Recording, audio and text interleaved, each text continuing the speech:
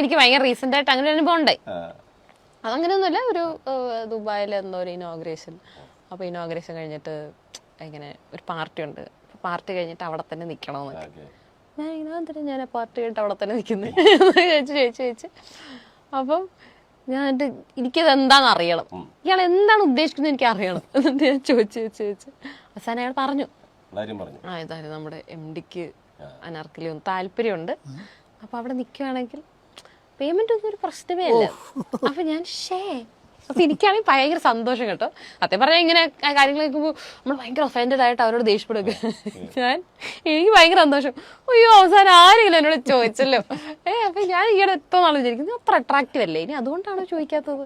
എനിക്ക് ഇപ്പൊ 10 കാശ് തരാൻ ആർക്കും താല്പര്യം അല്ല. ഞാൻ പറഞ്ഞു ഇല്ല കേട്ടോ, താല്പര്യമില്ല. പിന്നെ പക്ഷെ എന്നോട് ഇത് താല്പര്യം ഉണ്ടാവാൻ ചാൻസ് ഉള്ള മറ്റ് സെലിബ്രിറ്റീസ് ഞാൻ പറയാം അയാൾ മാന്യനാണ്. അയാൾ മാന്യമായിട്ട് ചോദിച്ചു എത്ര പേയ്മെന്റ് ചെയ്യാന്ന് പറഞ്ഞു, മാന്യമായിട്ട് ചോദിച്ചു, മാന്യമായിട്ട് തരികയില്ലെന്ന് അനാർക്കലി പറയുകയും ചെയ്തു, ക്ലിയർ. അത് കഴിഞ്ഞാണ് പറഞ്ഞത് പരിചയമുള്ള സെലിബ്രിറ്റി ആരെങ്കിലും ഉണ്ടാന്ന്. ഇത്ര ദാരിദ്ര്യം പിടിച്ചവനാ.